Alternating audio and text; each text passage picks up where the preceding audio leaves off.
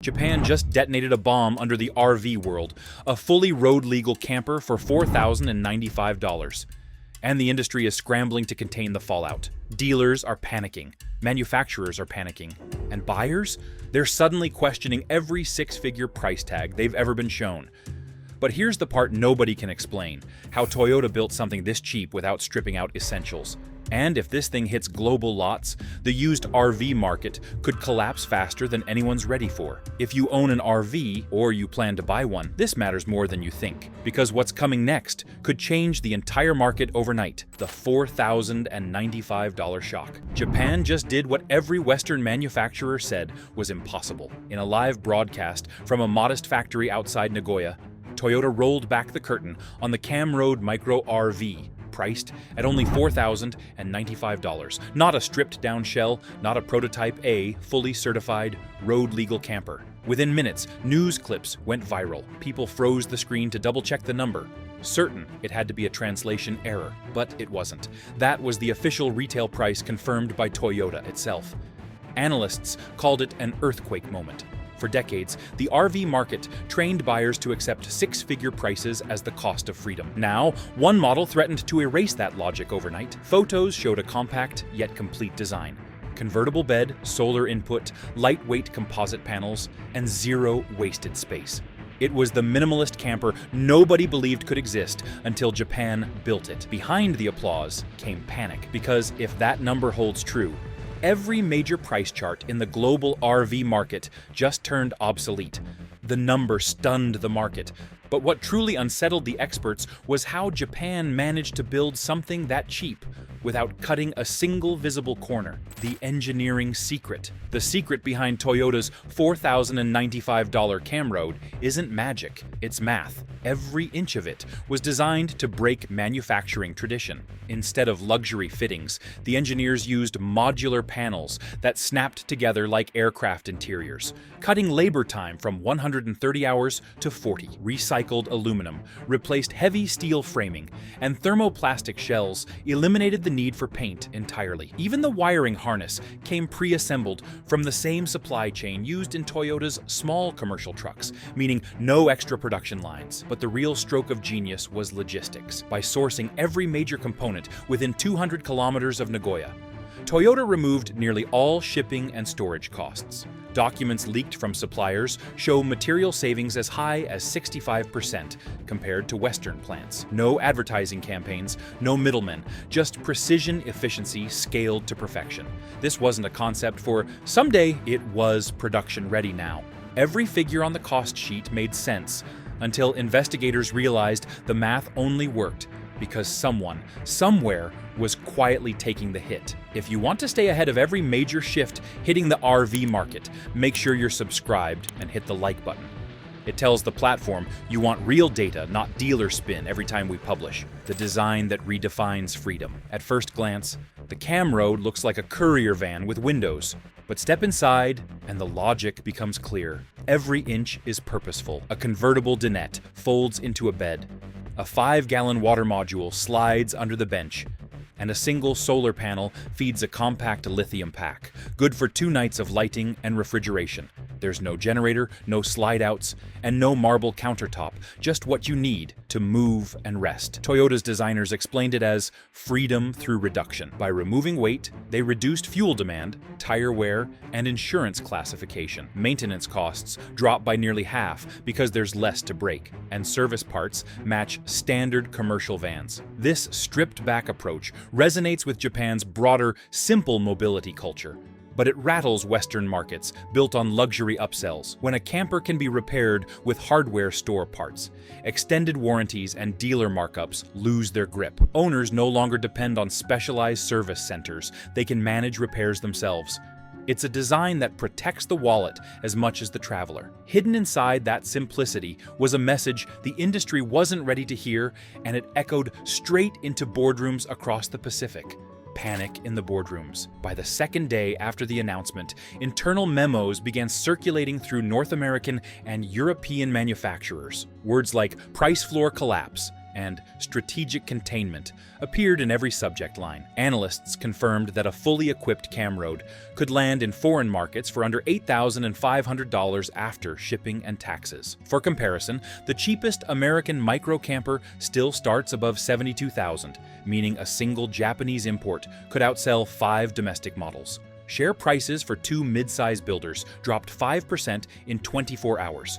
Emergency calls were held between finance officers and dealer networks. Some proposed aggressive rebate campaigns. Others suggested halting production until market response stabilized. A leaked conference transcript captured one executive saying, "If this spreads, we'll be sitting on dead inventory by spring." It wasn't exaggeration. Wholesale lots were already full, and floor plan loans were accruing interest daily. The panic wasn't about innovation, it was about exposure. For years, corporations convinced customers that higher prices meant progress. The camroad proved the opposite. It showed that efficiency, not luxury, creates value. Behind closed doors, a strategy was forming: coordinated discounts, public relations spin, and quiet lobbying to slow Japanese imports. While the markets reeled, corporate leaders began dialing through the night, trying to stop a revolution they could no longer control: the counterattack. 48 hours after Toyota unveiled the camroad Micro R-Vee, legacy manufacturers rolled out emergency announcements of their own. Winnebago hinted at a budget electric line. Thor Industries teased a next-generation lightweight platform. And several European builders suddenly promised affordable innovation. It sounded like competition, but insiders knew it was containment. The real goal was to flood the market before Japan could scale. Each company planned to push unfinished prototypes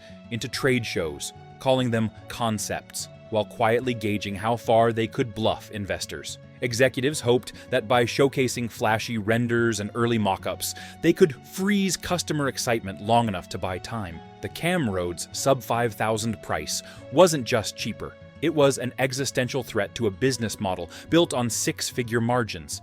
These brands were not preparing to compete. They were staging distraction. A leaked email from a North American factory manager admitted, "We can't build under 25,000 without gutting our warranty reserves."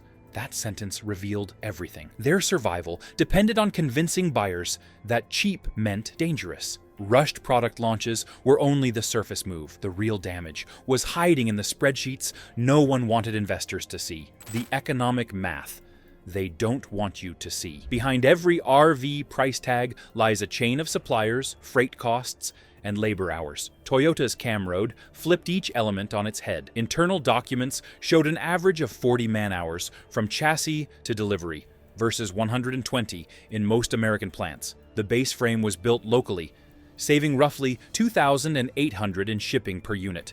Electronics came from domestic subcontractors tied to the same circuits used in compact trucks, lowering procurement fees by 12%. Even adhesives were sourced from recycled industrial material, cutting chemical imports by half. In contrast, a mid-size American R-Vee burns money long before it hits the highway. The average chassis alone costs over $18,000, paint adds another $3,400, and labor easily crosses $9,000. That means nearly $31,000 before interior components even arrive. No wonder every model sold above $80,000 still barely clears margin. When analysts compared those columns side by side, the conclusion was brutal. Western production was bloated, inefficient, and dependent on cheap credit. Those numbers painted a grim picture, but policymakers saw something even darker coming, and they were already preparing their defense. The policy storm. By the second week of headlines, economic ministries in Washington, Brussels, and Canberra convened emergency committees. Officially, they framed the discussion as vehicle safety harmonization. Unofficially, it was a shield. If import certifications could be delayed, domestic brands could clear aging stock before Japanese shipments arrived. Leaked drafts from a trade commission meeting proposed new inspection standards requiring additional crash testing for any R-Vee under 2 metric tons, a rule that would conveniently exclude most Western models while trapping the camroad in paperwork limbo. Lobbyists flooded offices with claims that ultra-cheap R-Vees might destabilize local employment. One even argued that their small battery systems violated unspecified grid compatibility concerns. None of it had technical backing, But the narrative stuck. Meanwhile, Japanese officials publicly stated that all exported cam roads already met international safety protocols. The standoff became political theater. Each delay bought weeks, maybe months, yet demand kept building online. Waiting lists in Asian markets stretched past 30,000 names. Every day of obstruction only amplified curiosity. When politics steps in, the market never stays calm for long, and behind those closed-door debates, another shakeup had already begun. The market correction begins. The first visible tremor appeared on used lot listings in Phoenix and Dallas. Overnight, several compact R-Vees dropped from 124,000 to 98,000. Dealers framed it as a seasonal adjustment, but finance managers later admitted the truth. They were afraid of being stranded above a collapsing price floor. Floor plan lenders had begun asking for updated valuations, hinting that collateral might be overestimated by as much as 20%. One small dealership group preemptively wrote down its inventory by $500,000 to avoid violation of loan covenants. Across the Atlantic, a British importer canceled an entire shipment of European microcampers, citing pricing uncertainty from Asian competition.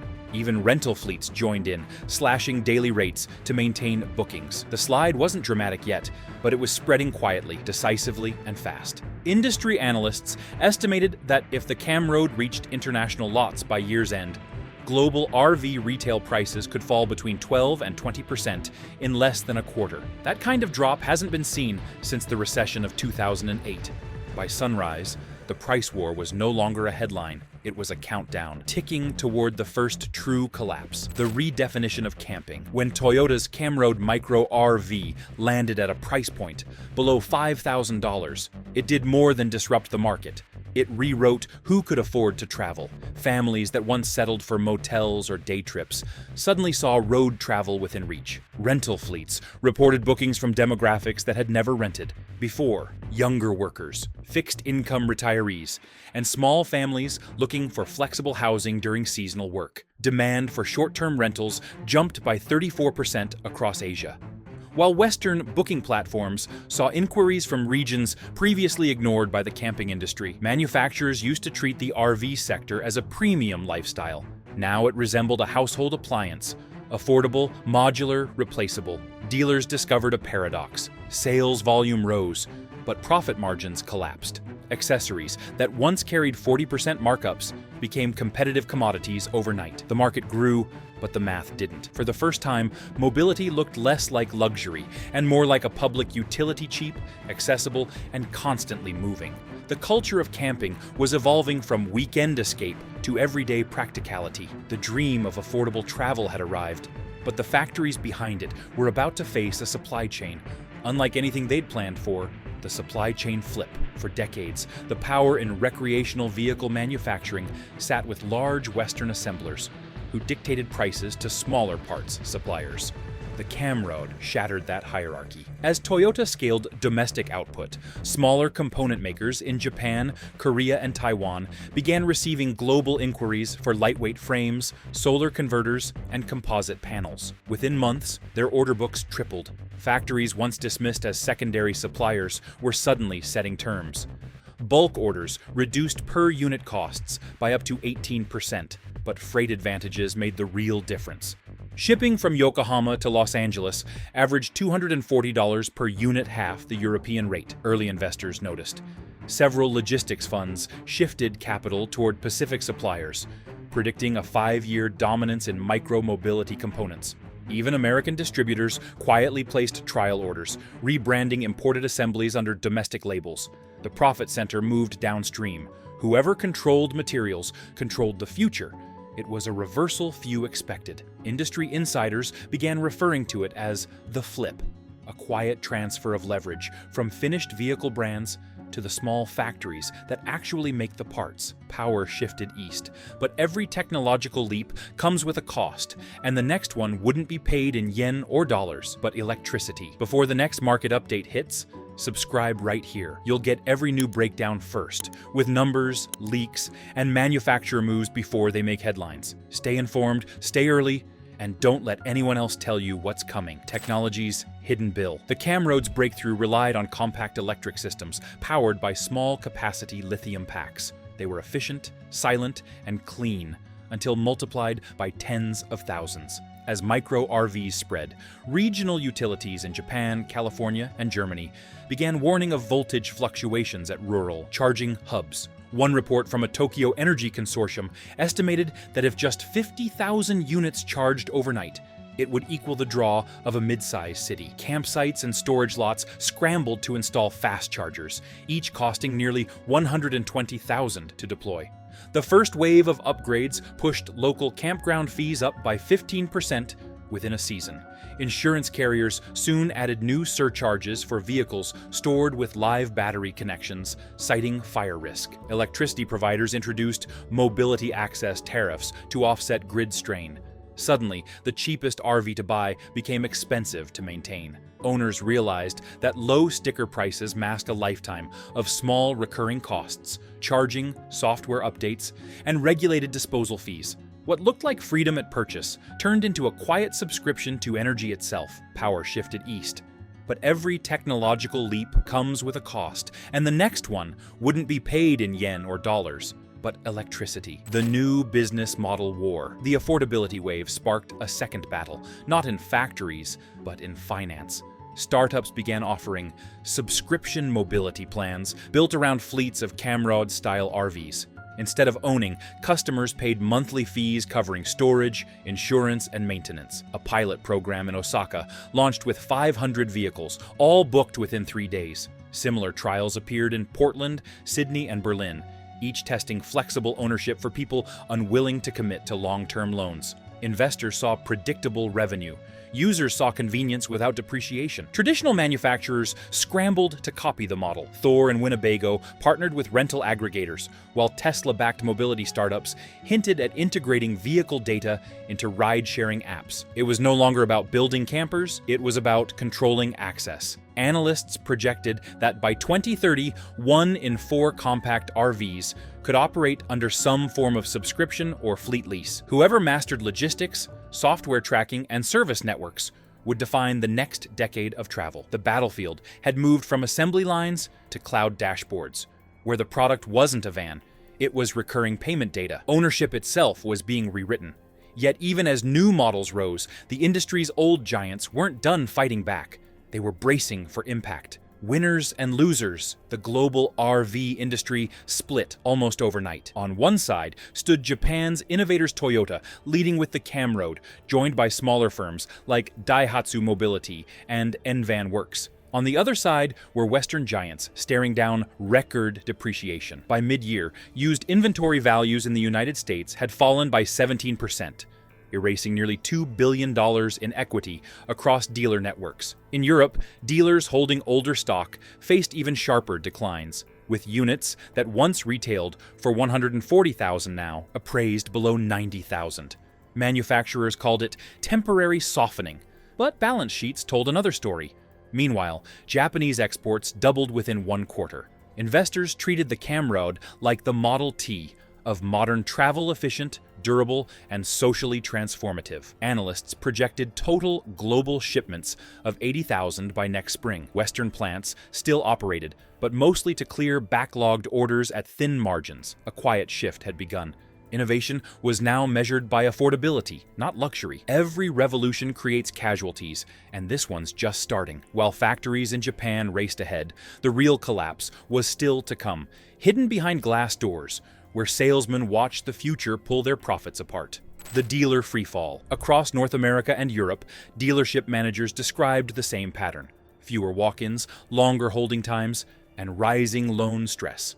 A Montana retailer reported an average of 120 days for new R-Vee inventory to move, double last year's pace. Margins shrank to single digits. One internal spreadsheet leaked from a major chain showed finance profit per unit down by 40%. The ripple hit payrolls next. Sales teams, once earning steady commissions, saw hours cut, while service departments idled under warranty backlogs. Showroom footage from Minnesota captured aisles of unsold rigs under dimmed lights to save electricity. Employees whispered about upcoming closures as corporate emails promised restructuring. Many dealerships relied on floor plan credit financing that collapses when banks lose confidence. And that confidence was slipping fast. When financing dries up, inventory follows fast. For dealers accustomed to growth, the reality was brutal. The old model of high-margin sales couldn't survive in a world reshaped by a $4,095 R-Vee. Just as dealerships dimmed their lights, a different noise began overseas. Factories humming with ambition, each one convinced it could replicate Japan's miracle, the global ripple. In the wake of Toyota's triumph, manufacturers from India, Poland, and Vietnam rushed to announce their own sub-5,000 R-Vees. Press releases promised accessible adventure, but few included verified cost data. One Indian startup unveiled a fiberglass microcamper priced at $4,600. Yet later admitted it lacked certified crash testing. In Eastern Europe, a factory near Krakow revealed an ultralight electric trailer with batteries sourced from unregulated recyclers. Early units overheated during charging demonstrations. Governments celebrated domestic ingenuity, but consumer groups called it reckless imitation. Still, the temptation was understandable. The Camroad had rewritten global headlines, and every nation wanted its share of attention. Analysts warned that scaling too quickly without Toyota's quality control would backfire. Cheap materials, insufficient grounding, systems, and counterfeit components could turn a low-cost dream into a high-risk liability. Copying a miracle doesn't make it cheap.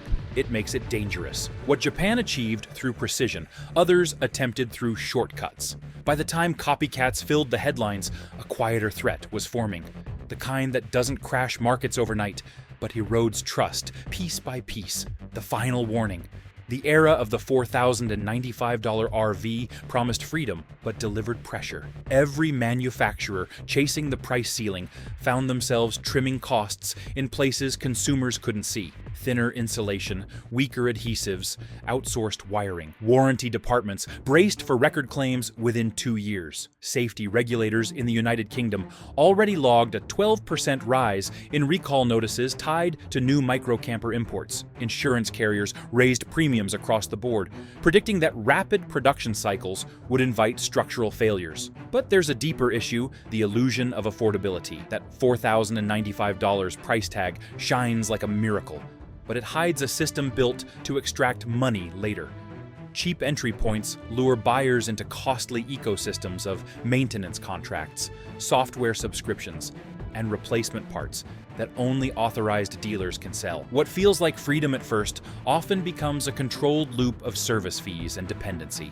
The Camroad stands apart because Toyota's disciplined network can sustain that efficiency. Most imitators can't. They'll chase the price by trimming corners that buyers won't see until months later. Weak adhesives, thin insulation, low-grade wiring. This is where affordability turns deceptive. The smart move now isn't to rush. It's to wait, watch, and learn. Stay patient, stay informed, and remember, the next shock won't come from across the ocean. It'll roll quietly, on 4 small wheels, straight into your own driveway. And that's the shockwave Japan just unleashed on the entire R-Vee world. But I want to hear from you. Would you actually buy a $4,095 camper? Or is it too good to be true? Drop your thoughts in the comments. If this breakdown helped you stay ahead of the market, hit like, subscribe, and share this video. Big updates are coming. Don't miss what happens next.